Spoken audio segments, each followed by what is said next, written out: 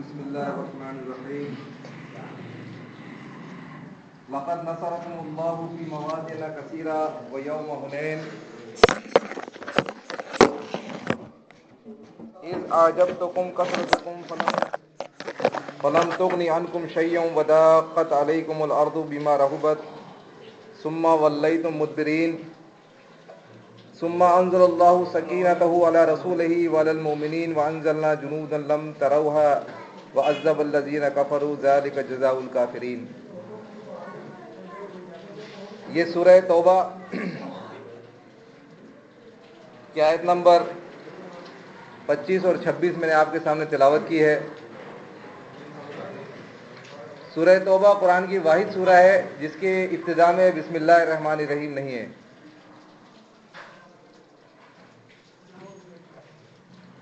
یہ قرآن کی جو سورتوں کی ترتیب ہے یا یہ کہ اللہ کے نبی صلی اللہ علیہ وسلم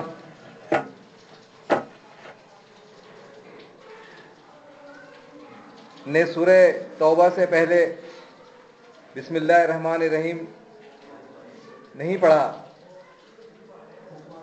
تو اس کے متعلق قرآن میں تو آپ کو کہیں نہیں ملے گا، کوئی آیت ایسی نہیں ملے گی قرآن کے اندر کہ اللہ کے نبی کو منع کیا گیا ہو کہ آپ سورہ توبہ سے پہلے بسم اللہ الرحمن الرحیم نہ پڑھیں، باقی تمام سورتوں سے پہلے بسم اللہ الرحمن الرحیم. اسی طریقے سے قرآن کی سورتوں کی جو ترتیب ہے وہ آپ دیکھیں گے کہ اللہ کے نبی صلی اللہ علیہ وسلم پر قرآن نازل ہونا شروع ہوا مکے میں. تو آپ کا جو 13 سال کا مکی دور ہے، اس کے بعد پھر آپ ہجرت فرما کے مدینے چلے گئے. 10 سال آپ نے وہاں پر دعوت و تبلیغ کا کام کیا، آپ پر وحی آتی رہی. تو اس طرح کل ملا کر یہ 23 سال کا عرصہ ہے. تو نبی علیہ السلام پر جو صورتیں مکے میں نازل ہوئیں وہ مکی صورتیں کہلاتی ہیں، یعنی وہ صورتیں جو اللہ کے نبی پر مکے میں نازل ہوئیں.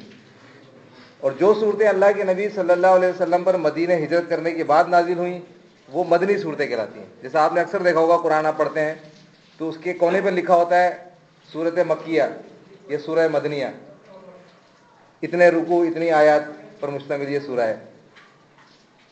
لیکن جب آپ قرآن پڑھتے ہیں تو آپ دیکھتے ہیں کہ یہاں صورتحال یہ جو ہمارے ہاتھوں میں جو قرآن موجود ہے اس کے اندر ابتدا کے اندر مدینے والی صورتیں جو نبی علیہ السلام پر جو صورتیں مدینے میں نازل ہوئی تھیں وہ ابتدا میں ہیں. سورۃ البقرہ یہ مدینے میں نازل ہوئی، سورہ آل عمران یہ مدینے میں نازل ہوئی، سورہ نساء مدینے میں نازل ہوئی، سورہ مائدہ. سورہ فاتحہ کے بعد چاروں صورتیں آپ دیکھیں وہ چاروں کی چاروں مدینے میں نازل ہوئی نبی علیہ السلام کے اوپر. مگر جب ترتیب دیکھتے ہیں ہم قرآن کی انڈیکس دیکھتے ہیں جس میں قرآن کی صورتوں کی ترتیب لکھی ہے تو ابتدا کے اندر مدینے والی صورتیں ہیں. تو یہ جو ترتیب ہے قرآن کی یہ بھی اللہ کے نبی صلی اللہ علیہ وسلم نے اللہ تبارک و تعالیٰ کی حکم سے ہی اس کو مرتب کیا ہے. لیکن آپ کو قرآن میں کہیں کوئی ایسی آیت نہیں ملے گی جس میں یہ کہا گیا ہو کہ اے نبی فلاں سورہ کو فلاں سورہ کے بعد رکھ دو. البتہ قرآن میں یہ ضرور ہے سورہ قیامہ کے اندر کہ اللہ کے نبی صلی اللہ علیہ وسلم پر جب وحی آ رہی تھی، ابتدا ہوئی تھی وحی کی، تو نبی علیہ السلام کو ابتدا کے اندر وحی کو ریسیو کرنے کی یا قبول کرنے کی یا لینے کی پریکٹس نہیں تھی. پہلا آپ کے ساتھ واقع ہوا تھا زندگی میں کہ آپ کے پاس جبریل علیہ السلام آ گئے. آپ پہلی دفعہ تو دیکھ کے گھبرا گئے تھے، پورا واقعہ حدیثوں میں ملتا ہے. تو قرآن میں اللہ تعالیٰ فرماتا ہے کہ جب جبریل علیہ السلام نبی علیہ السلام کے پاس قرآن لے کر آیا کرتے تھے وہی، تو اللہ کے نبی صلی اللہ علیہ وسلم سمجھتے تھے کہ اب جبریل مجھے پڑھا رہے ہیں، اگر میں پڑھنے میں پیچھے رہ گیا تو ایسا نہ ہو کہ کچھ قرآن مس ہو جائے اور میں بھول جاؤں، یا وہ پڑھتے رہیں اور میں پیچھے رہ جاؤں، وہ آگے نکل جائیں. اب یہ اللہ کے نبی صلی اللہ علیہ وسلم کو ایک الجھن تھی کہ میں ریسیو کیسے کروں وحی کو جو اللہ کی طرف سے جبریل علیہ السلام لے کے آ رہے ہیں. تو اس کے لیے آپ جبریل علیہ السلام کے ساتھ جلدی زبان کو تیزی سے حرکت دے رہے تھے پڑھنے کے لیے. جبریل پڑھتے جا رہے تھے، آپ بھی ان کے ساتھ پڑھتے جا رہے ہیں. تو اللہ تعالیٰ فرماتا ہے سورہ قیامہ میں لا تحرک بہ لسانک لتعجل بہ، اے نبی قرآن کو پڑھنے میں اپنی زبان کو جلدی حرکت مت دو. ان علینا جمعہ و قرآنہ، اس قرآن کا جمع کرنا اور اس کا پڑھانا ہمارے ذمہ. ثم ان علینا بیانہ، اور یہ کتاب جو ہم آپ پر نازل کر رہے ہیں، اس کی تشریح اور توضیح، اس کو سمجھانا، اس کی ایکسپلینیشن، یہ بھی ہمارے ذمہ ہے. لہذا آپ بالکل کسی قسم کی چنتا نہ کریں، بالکل فکر نہ کریں کہ آپ جبرائیل آپ کو قرآن پڑھا رہے ہیں آپ بھول جائیں گے. ایسا نہیں ہے. یہ اللہ تبارک و تعالیٰ کی طرف سے آپ پر وحی کیا جا رہا ہے. اور لا تحرک بہ لسانک لتعجل بہ، آپ قرآن کو پڑھنے میں زبان کو جلدی جلدی حرکت نہ دیں. انا علینا جمعہ و قرآنہ، اس قرآن کو جمع کرنا، یعنی اس کی ترتیب کہ کون سی سورہ کب اور کون سی سورہ کب رکھنی ہے، کون سی آیت کہاں رکھنی ہے قرآن کے اندر. ایک جگہ اللہ تعالیٰ فرماتا ہے سورہ اعلیٰ کے اندر کہ سنقرئک فلا تنسى الا ما شاء اللہ، کہ نبی آپ بالکل بے فکر رہیں، آپ نہیں بھولیں گے جو ہم آپ کو پڑھائیں گے، کیونکہ ہماری ذمہ داری ہے. یہ قرآن اللہ کا کلام ہے، آپ پر نازل ہو رہا ہے. تو سنقرئک فلا تنسى، آپ کو جو پڑھایا جا رہا ہے، جو جبریل آپ کو پڑھا رہے ہیں، آپ نہیں بھولیں گے. الا ما شاء اللہ، مگر جب اللہ ہی چاہے بھلانا آپ کو، تو اللہ چاہے تو پوری کی پوری وہی آپ سے سلب کر لے، آپ بھول جائیں کہ آپ پر کچھ نازل بھی ہوا تھا، لیکن آپ بھولیں گے نہیں. تو بتانے کا مقصد یہ تھا کہ اللہ کے نبی صلی اللہ علیہ وسلم نے یہ قرآن کی جو صورتوں کی جو ترتیب ہے آپ کو ملے گی. یہ تو سوال آپ کے ذہن میں جب اٹھے گا نا، جب آپ غور کریں گے. یہ تو میں آپ کے اندر خود آپ کی نالج میں ایک بات اپنی طرف سے لے کر آ رہا ہوں. اصل چیز تو یہی ہے، کوئی بھی بات، کوئی بھی علمی بات آدمی کے لیے جب فائدہ مند ہوتی ہے جب اس کی اپنی بھی خواہش ہو اس کو حاصل کرنے کی. کوئی بھی علمی بات، کسی بھی علم سے تعلق رکھنے والی بات ہو، چاہے وہ دنیاوی علوم سے متعلق ہو یا دینی، جب تک کہ سامنے والے میں طلب نہ ہو تو کہنے والے کے اندر وہ کتنا ہی سمجھاتا رہے، وہ اس کے اندر جذب نہیں ہوگی، وہ اس کے اندر اچھی طریقے سے نفوذ نہیں کرے گی. تو ہمیں بھی چاہیے کہ ہم اللہ کی کتاب پر غور و فکر کریں. یہ اللہ تعالیٰ کا کلام ہے، بہت بڑی اللہ تعالیٰ کی نعمت ہے جو آج ہمارے ہاتھوں کے اندر ایک موجود ہے. یہ معجزہ ہے. یہ موسیٰ علیہ السلام کا معجزہ تھا، عصا، وہ لاٹھی مارتے تھے، سمندر دو حصوں میں بڑھ گیا، اژدہا بن جایا کرتا تھا. وہ اپنے وقت میں تھا، ختم ہو گیا، آج اس کا نام و نشان نہیں ہے. اور دیگر انبیاء علیہ السلام کو اللہ تعالیٰ نے معجزات دیے تھے. اللہ کے نبی صلی اللہ علیہ وسلم کو آپ کا خود کا کہنا ہے کہ مجھے اللہ تعالیٰ نے یہ القرآن دیا ہے معجزے کی شکل میں. تو ہمیں اس کی قدر کرنی چاہیے. اس کی اہمیت کا اگر ہم احساس نہیں کریں گے تو مجھے بتائیے دیگر لوگ تو بہت دور کی بات ہے کہ اگر ہماری زندگیوں کے اندر قرآن پر غور فکر، پڑھنا، سمجھنا، تدبر کرنا اگر یہ نہ ہو، پھر دوسروں سے کیا، وہ تو بہت ہی دور ہے اللہ کی کتاب سے، اللہ کے دین سے. تو جب یہ سوال ذہن میں اٹھتا ہے کہ پھر قرآن کی یہ ترتیب کس طرح سے ہے، نہ تو قرآن کے اندر کوئی آیت موجود ہے، نہ کوئی انڈیکس اللہ تعالیٰ نے نازل کیا ہے جس میں قرآن کی صورتوں کی ترتیب ہو، تو اس کا سیدھا سیدھا جواب یہ ہے کہ اللہ کے نبی صلی اللہ علیہ وسلم پر اس قرآن کے علاوہ بھی وحی آتی تھی جس کی روشنی میں آپ دین کے معاملات چلاتے تھے. تو یہ اسی وحی کی وجہ سے ہے جو آپ پر اس قرآن کے علاوہ نازل ہوتی تھی، جس میں آپ نے اس وحی کی روشنی میں یہ صورتوں کی ترتیب دی ہے. بہرحال جو آیت میں نے پڑھی ہے اس میں اللہ تعالیٰ فرماتا ہے، سورہ توبہ کی آیت ہے اور اس کے شروع میں بسم اللہ الرحمن الرحیم نہیں ہے. بہت سخت آیت ہے، صورت ہے، پڑھیں گے تو آپ دیکھیں اس میں مشرکین کے متعلق اللہ تبارک و تعالیٰ نے بڑی سخت آیات نازل کی ہیں. شرک کی تردید تو آپ کو بہت دوسری صورتوں میں بھی ملے گی. شرک کے ہولناک، سورہ لقمان میں ان الشرک لظلم عظیم، کہ بے شک شرک ظلم عظیم ہے، بہت بڑا ظلم ہے. سورہ مائدہ میں آپ کو ملے گا انہ من یشرک باللہ فقد حرم اللہ علیہ الجنہ، جس نے اللہ کے ساتھ شرک کیا اللہ نے اس پہ جنت کو حرام کر دیا. سورہ انعام میں آپ کو ملے گا 18 انبیاؤں کا ذکر. اس کے بعد اللہ تعالیٰ فرماتا ہے وَلَوْ أَشْرَكُوا لَحَبِطَ عَنْهُمْ مَا كَانُوا يَعْمَلُونَ، کہ اگر یہ شرک کرتے تو ان کے سارے اعمال ضائع ہو جاتے، سب برباد ہو جاتے. سورہ زمر اٹھا کے دیکھیں گے تو اللہ کے نبی کو مخاطب کر کے کہا جا رہا ہے لَئِنْ أَشْرَكْتَ لَيَحْبَطَنَّ عَمَلُكَ وَلَا تَكُونَنَّ مِنَ الْخَاسِرِينَ. تو شرک کی تردید، شرک کے ہولناک نتائج، شرک کے انجام سے بہت ساری صورتوں میں ڈرایا گیا ہے، مگر سورہ توبہ میں بہت ہی سخت رویہ اختیار کیا گیا. مَا كَانَ لِلْمُشْرِكِينَ أَن يَأْمُرُوا مَسَاجِدَ اللَّهِ، مشرکوں کا یہ کام نہیں ہے کہ اللہ کی مسجدوں کو آباد کریں. اب ان کی جو دینی حیثیت ہے، جو مشرکین جو بڑھ کے دین کا کام سمجھ کے کرتے ہیں کہ جی ہم تو بڑے نیک ہیں، دیکھو ہم دینی کام کر رہے ہیں، ہم مسجد حرام کو آباد کر رہے ہیں، وہاں پر حاجیوں کا خیال رکھ رہے ہیں، ہم مسجدیں بنا رہے ہیں، دیکھو کیسی لگژری مسجدیں ہم نے بنائی ہوئی ہیں، دیکھو فلانے سیٹھ صاحب نے کتنا پیسہ لگایا ہے، دیکھو مسجد دیکھو تو دنگ رہ جاتا ہے، کیسے روح پرور اجتماعات ہو رہے ہیں وہاں پر، کیسا خوبصورت سما ہے، لوگوں کے ٹھاٹے کی ٹھاٹی بھری مسجدیں ہیں، اور یہ ہے بہترین قاری ہیں، ایسی آواز میں قرآن کی تلاوت کر رہے ہیں تو بندہ سنے تو اس کا دل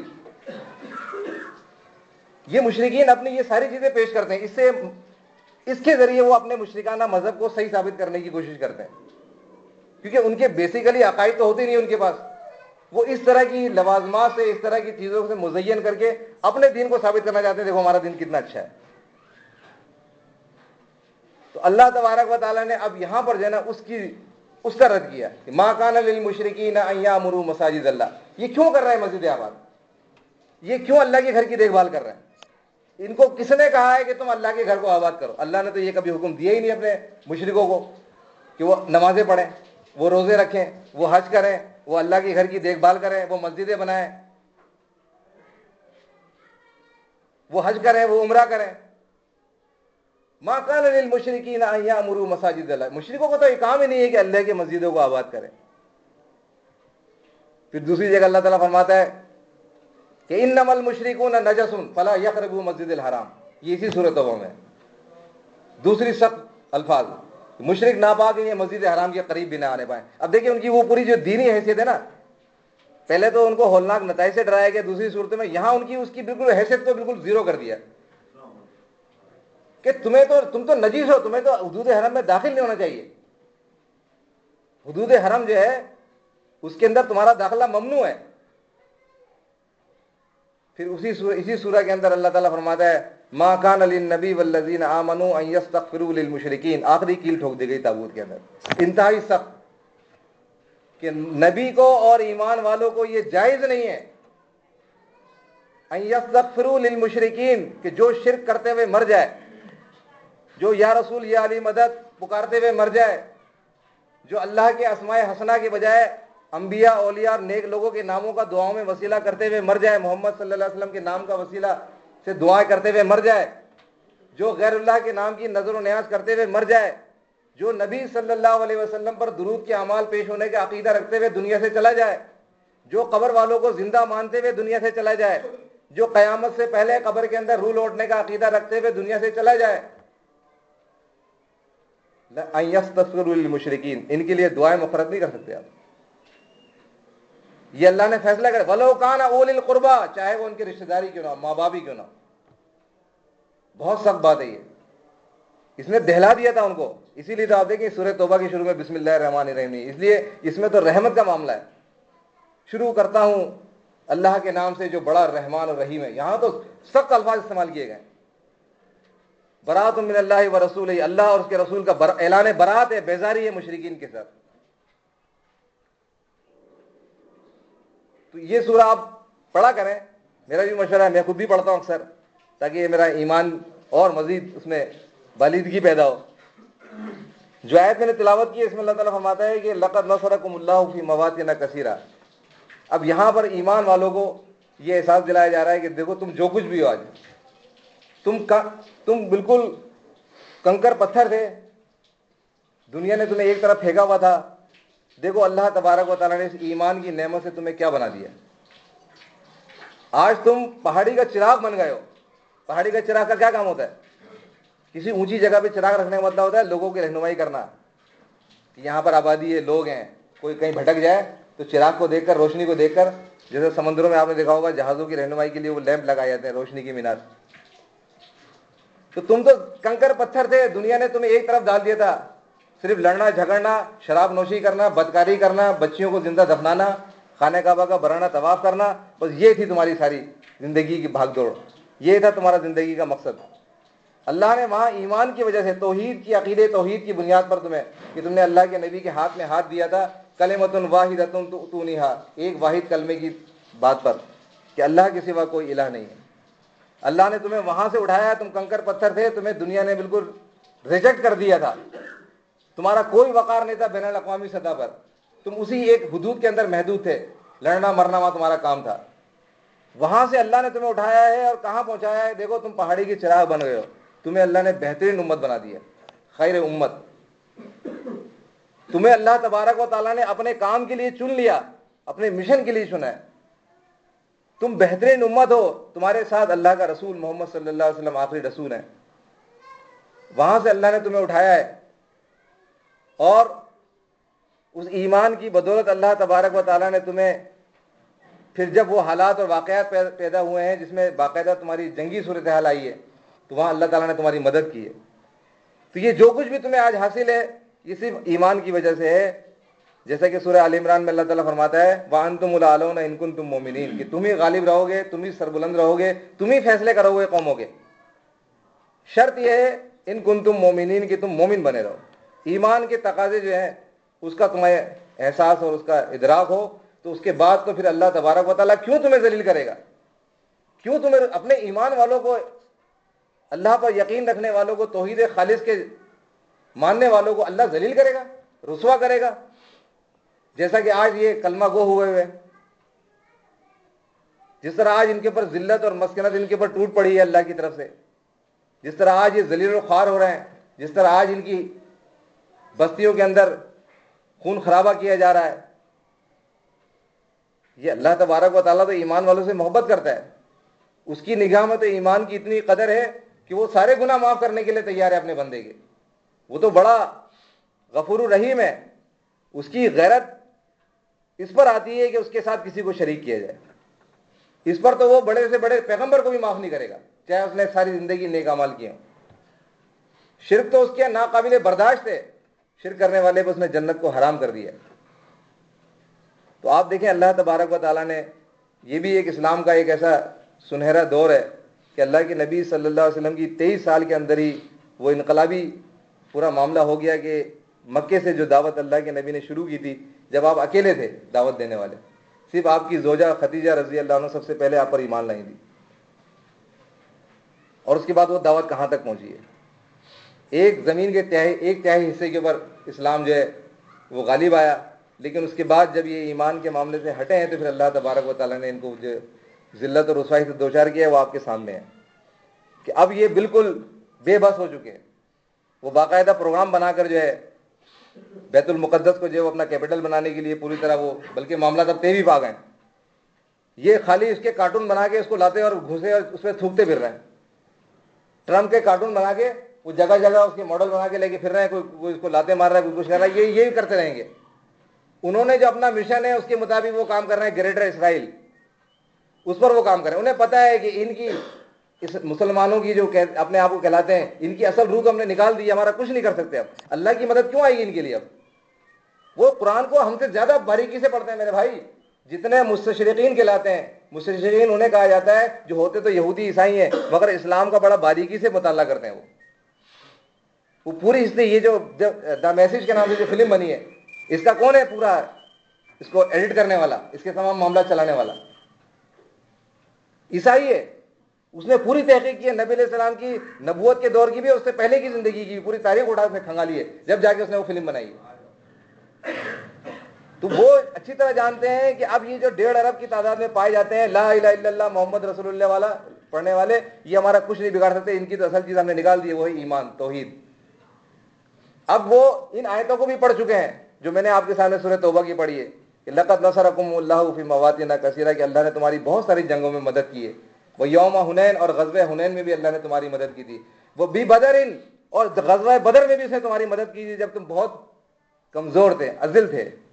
قرآن کے الفاظ ہیں کہ اللہ نے تمہاری بدر کے اندر بھی مدد کی تھی وانتم اذلہ, جبکہ تم کمزور تھے بہت. اور تاریخ جانتی ہے کہ 313 کے مقابلے میں 1000 آئے ہوئے تھے. کوئی اسلحہ نہیں, کوئی لڑائی کے لیے سامان نہیں, آ گئے بس اللہ کے حکم سے. اللہ کے نبی نے کہا, وہ سارا انہوں نے مطالعہ کیا ہوا ہے. اب انہوں نے دیکھ لیا یہاں ایمان نہیں ہے. وہ ساروں کو دیکھتے ہیں, ان کا پورا جتنے 1.5 ارب کی تعداد میں پائے جاتے ہیں, جتنی مذہبی جماعتیں سب کام کر رہی ہیں پوری دنیا کے اندر, ان کے پاس ساروں کا منشور ہے کہ ان کی دعوت کے منشور کیا ہیں. اس میں کہیں ان کو ایمان نظر نہیں آتا. وہ اسنا والوں کو بھی دیکھتے ہیں جو امریکہ کے اندر مذہبی اسلام کے نام سے تنظیمیں کام کر رہی ہیں, ان کا منشور بھی ان کے سامنے ہے. انہیں دیکھ لیا انہوں نے کہ نماز, روزہ, حج, زکوٰۃ, غسل اور یہ سب کچھ ہے, اوپر ایمان نہیں ہے. ایمان ان کا مسئلہ ہی نہیں ہے. بولتے جب ان کا مسئلہ نہیں ہے تو ان کو مارو, اب ہمارا کچھ نہیں بگاڑ سکتے. تو بہرحال اللہ تبارک و تعالیٰ کے فضل و کرم سے ایسے حالات میں اللہ نے ہمیں, اللہ کے ایک بندے ڈاکٹر عثمانی رحمۃ اللہ علیہ کے ذریعے ہمیں شعور دیا ہے. اب دیکھیں معاملات بہت آگے جا رہے ہیں, ابھی بہت خطرناک حالات پیدا ہونے کی طرف جا رہے ہیں. اس کا ہمیں ادراک کرنا چاہیے.